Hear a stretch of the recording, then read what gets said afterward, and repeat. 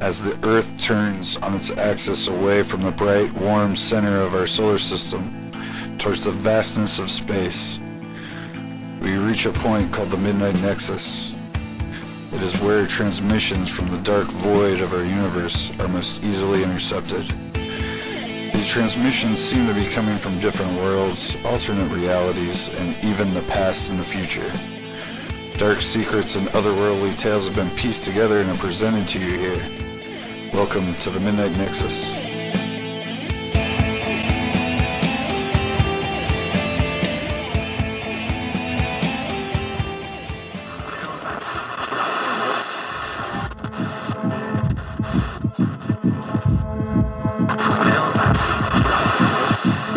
Andrew Smith and Time's Arrow by Jacob Thornburg. Andrew Smith lived a long and happy life. It wasn't always sunshine and rainbows, as they say, but the ups far outnumbered the downs. In the end, he was grateful for that. His final days were a little bit of a blur. Andrew remembered the uncomfortable hospital bed. He remembered the tubes and needles, and the long string of people who came in and out of his room every day to check on him. Andrew suspected the reason things were so fuzzy was that they must have been pumping him full of pain medicine. Every once in a while, when things came into a sharper focus, he would feel the pain that is unbearable, ferociousness creeping in all around his body. Luckily for Andrew, the doctors had seen fit to give him a big red button. Whenever this pain started to seep into his brain, he just pressed that button, and the world seemed to fade away again. The pain dripped out of him along with the questions and concerns. Once, Andrew thought he heard the doctor talking. Andrew thought he heard the doctor talking with his son Neil. From the sound of it, it was not just a friendly chat. Andrew could tell that his son was worried about him, and maybe even a little scared. Neil very rarely raised his voice, unless he was scared about something. The procedure is very risky, the doctor was saying. It might give him a few more months, but most likely he won't survive the operation. At his age, in his condition, the odds aren't good. Well, tell me this, Doc. How long does he have without the procedure? Neil asked. The doctor seemed to not know the answer to this, but Andrew guessed it was not long. He danced around the answer with the nimbleness of a ballerina and the practice experience of a politician. It's not really about how long he has left anymore, Mr. Smith, the doctor replied almost automatically. It's about the quality of the short time he has left. Now, Andrew's son was no fool. He almost growled his reply to the doctor, saying, "Yeah, it sounds more like you're afraid that since the insurance won't cover the cost, your hospital will lose money. Tell me, doctor, when you were in medical school and they make you swear that oath to do no harm, do you also swear to only help those who could pay the price of your services? Perhaps there's some part of the Hippocratic Oath that says, only help the rich and let everyone else in the world suffer." Andrew felt a strange swell of pride for his son, but the pain was returning. Andrew didn't even realize he had tapped the button, but the world began to spin and turn into a thick haze once again. The last thing Andrew heard was the indignant reply from the doctor. "Mr. Smith, I can assure you I am only concerned for my patient and not for my bank account." To which Neil asked, "How the fuck do you sleep at night?" The debate continued, but Andrew slipped back into what might be his last dream. He did not hear the rest of the conversation. Andrew's last dream was of playing with his old dog Zeus. He was in an apartment that he had rented in his 20s. Mary, His wife was sitting next to him laughing at some comedian doing stand-up on television. Neil was playing with his toys on the floor beside them. He was just a toddler in those days.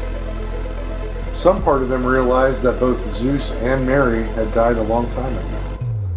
That same part of him reminded Andrew that he was currently in a hospital, knocking on death's door.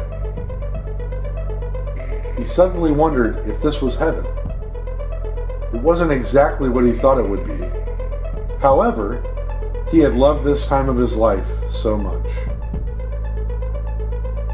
Andrew thought that if this was where he was going to spend eternity, it wasn't so bad. The dream shifted, and now they were in a house they had lived in just before Neil left for college. He heard Neil arguing with someone from his son's bedroom. Andrew got up from the couch. He started to walk down the hallway towards Neil's room to see what he was so angry about. When Andrew reached the door, he suddenly heard a young woman sobbing. He opened the door, and his eyes opened in the real world again. It took a moment for them to focus. When they did, Andrew saw the OLI logo on the wall across from his bed. He looked around because the sound of someone crying was still ringing in his ears. Finally, he could make out his granddaughter, Amy, sitting by his bed. Her eyes swimming with tears. Deep sobs rocked her body. When Amy saw Andrew looking at her, she grabbed his hand and squeezed. It took her a moment to calm down before she could talk to Andrew. "Grandpa, I'm so sorry," Amy said.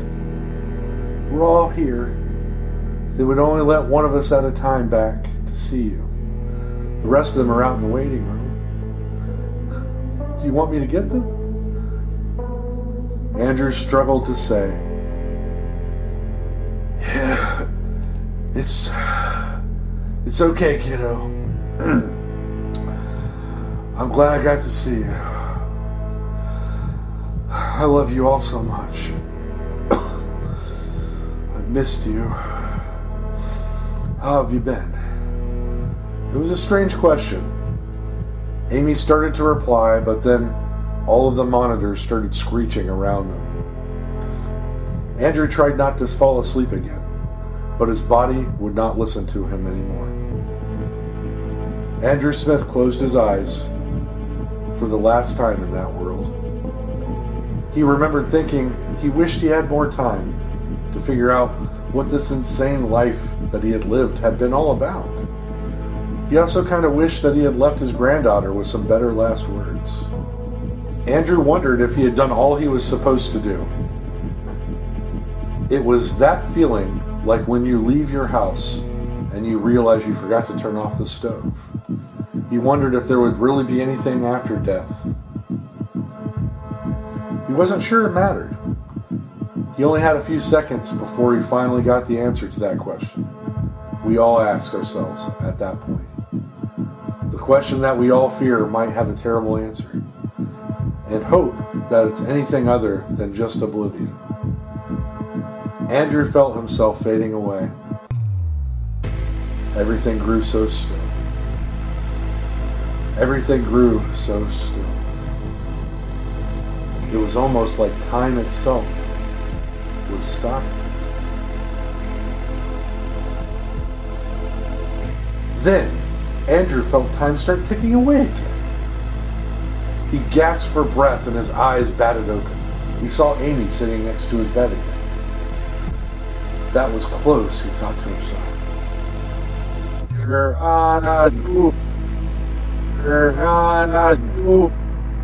Amy shouted when she saw him fix his eyes on her again. "Oh, Jesus," Andrew thought silently. "I've had a stroke." Things only got stranger from there. Amy fired off a bunch of words that sounded like complete gibberish to his old ears. He could only understand from her tone that she was very happy about something. Tears were in her eyes, but they seemed more like tears of joy rather than tears she had been shedding the last time he saw her. He wondered what was happening. He tried to understand his granddaughter, but it was no use. Soon he fell back to sleep. He had that same dream again, only this time it was as if someone had hit the rewind button. Everything was happening in reverse, like it had happened before. When he awoke the next time, he found that he felt just slightly better than he had before. He heard Neil and the doctor talking somewhere nearby. The mood and tone of their conversation was completely different than the one he had overheard before. Neil seemed happy, and it was as though his son was talking to an old friend. Andrew fell back to sleep again. As before, the next few days were a blur, but he felt himself feeling a little better every day. He noticed a new symptom of whatever was happening with his brain. It seemed that the clocks were counting time in the wrong direction. He watched the digital clock on the wall with the OLI logo go from 11:39 p.m. to 11:38 to 11:37. Near dawn, he saw the clock read 6 p.m. The only explanation he could think of, without being able to communicate with anyone, was that something was surely now misfiring in his brain. Finally, he was sent back to his little apartment at the home. He wheeled into his room. Many of his neighbors stopped by to say hello. Well, that's what he thought they were saying anyways. Once Andrew was alone, he pulled out a book that he had read 1,000,000 times and tried to read it. It was like trying to read something in a mirror. He tried to train his brain that what his eyes were seeing and what was actually on the page was incorrect. He kept at this for a few hours, and then he finally gave up and switched on the television. Again, all he could see were people blathering on and on, but he couldn't comprehend what they were saying. Suddenly, there was a knock on his door. It was his good friend Frank from 6 doors down the hall. He invited Frank in, and was surprised to find out that when Frank talked, he could understand his friend perfectly. "Why, hello, Andrew," Frank said, shaking Andrew's hand vigorously. "Glad to have you back, pal." "Oh, hell," Andrew shouted in gleeful surprise. "I can understand you. How's this possible?" "Let me guess. You thought you had a stroke or something, right?" Frank asked, with a knowing grin. "Well, yeah," Andrew admitted. "That or some kind of terrible brain damage." "Same thing happened to me, Andrew. Even though, I'll tell you, everything is already starting to fade. I can piece it together when I add things up in my head. But past a certain point, and I'm already forgetting." "Please, Frank," Andrew said, almost begging now, "please tell me what the hell is going on." Frank took a careful seat on the couch in front of Andrew. Andrew sat down in his chair again, and tried to keep his mind calm more than anything else. He had 1,000,000 questions, but he needed to give Frank the time to answer them and not blurt them out all at once like he wanted. Well, Frank started to say, "You probably won't believe me. I wouldn't have believed me before. It's been about 3 weeks now, and it's all just starting to finally sink in." Andrew started to demand that his friend answer his simple question, but instead he kept calm and waited. He knew Frank could read the desperation on his face, and that's all the old friend needed. Frank continued, saying, "Look here, Andrew. There's no easy way to say it, lad. You died." Fireworks in the shape of question marks went off inside of Andrew's head. He couldn't help himself. "What in the world are you talking about, Frank? This doesn't even look like heaven or hell. I'm not falling through furniture or floating around in the air. I'm clearly alive." Very seriously and patiently, Frank said, "You died almost 3 weeks before I did. It was very sad. Your kids had you cremated. They spread your ashes in the waters of Miami Beach, just like they said you wanted. It was all very lovely, but very sad. Andrew got to his feet and started to pace. This wasn't right. He wasn't dead. Frank was crazier than he was. That's what this was. They were both insane, and that's why they could talk to each other. Takes one to know one, as the saying goes. Frank continued as Andrew paced by, saying, "When I passed 3 weeks later, I woke up to all these odd things happening around me I couldn't explain. Clocks were running backwards. People were talking in reverse. I was even dreaming like someone was rewinding my dreams." Andrew sat back down.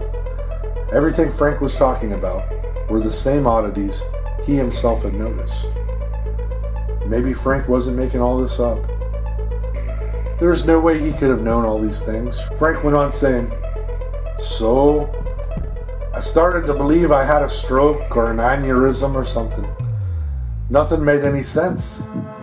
After a week went by, the hospital sent me back here. That's when an ambassador came by to explain things to me, just like I'm doing with you now. When I heard you were back, I volunteered to be your ambassador, Andrew." "This is all real? You're not pulling my leg?" Andrew asked in all seriousness. Frank smiled and said, "Let me show you something, Andrew. Open up the blinds and look outside." Andrew did as Frank asked. When he looked outside, he saw everything was wet, like it had just rained. The difference was that it seemed to be getting wetter, not drier. As Andrew watched, he noticed it was starting to rain a little. The odd thing was, the raindrops weren't falling from the sky, but they seemed to be floating up from the ground to the gray clouds above. Andrew's mouth dropped open in amazement. There's no faking this. This was nature itself working backwards. Andrew sat down again and said, "My God, so what? We're going to get young again?" "Yes." Will Mary come back to me?" Andrew asked, his voice shaking a little with the prospect. "That's your wife, right?" Frank asked. "Yes." "How long ago did she pass?" About 8 years or so." "Then in 8 years, your Mary will come back to you." Andrew couldn't help it. He started to cry.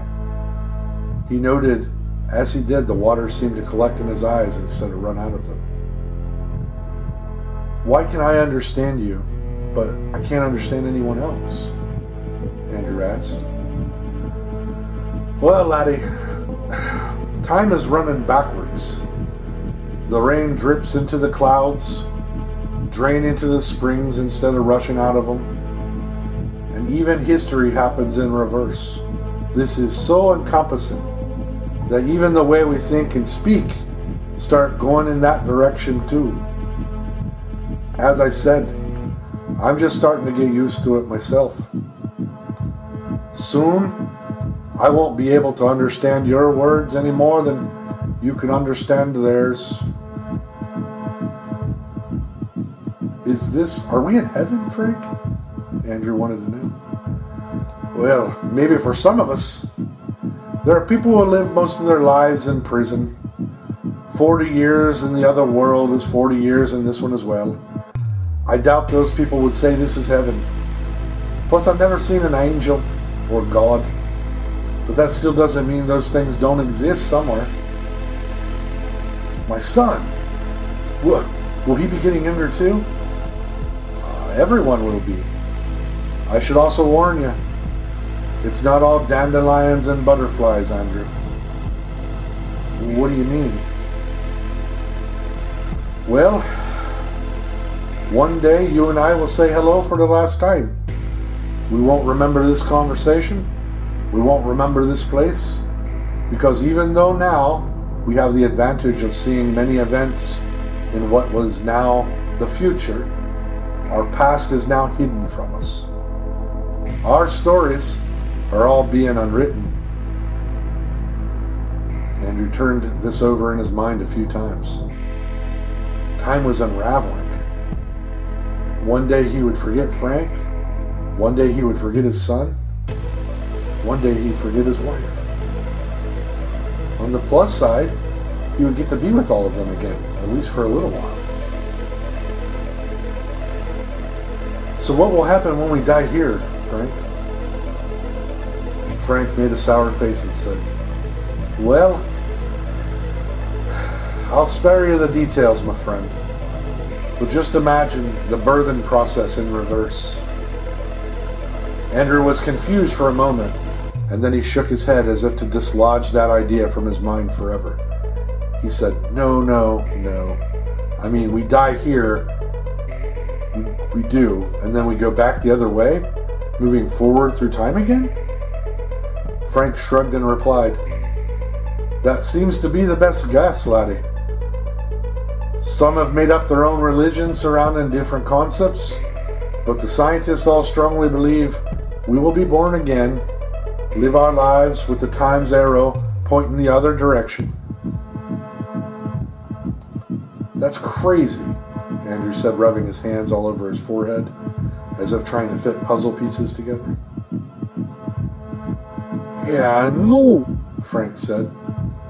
Andrew cast a confused look. Frank hadn't noticed, but Andrew was pretty sure he had just spoken backwards.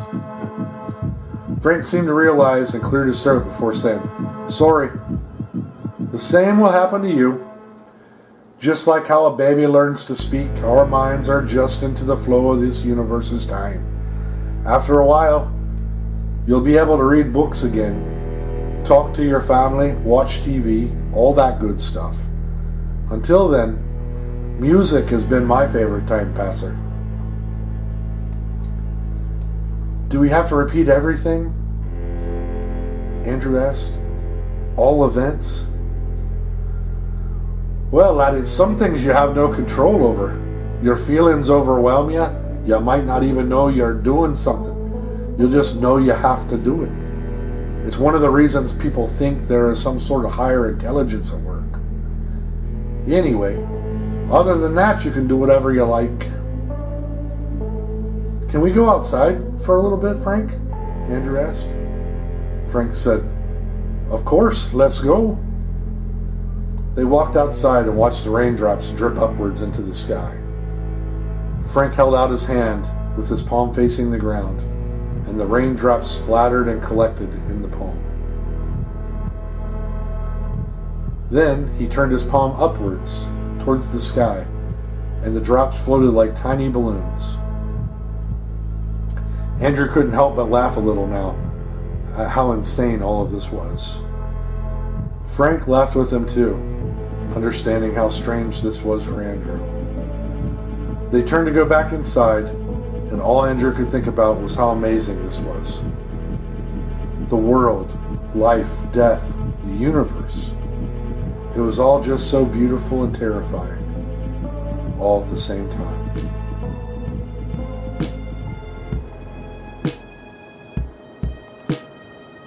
Thank you for listening to The Midnight Nexus, created by Jacob Thornburg and Randall Woten. This episode was brought to you by Zombie Takeover TV Studios and the magician, Franklin Moneypenny Wadsworth.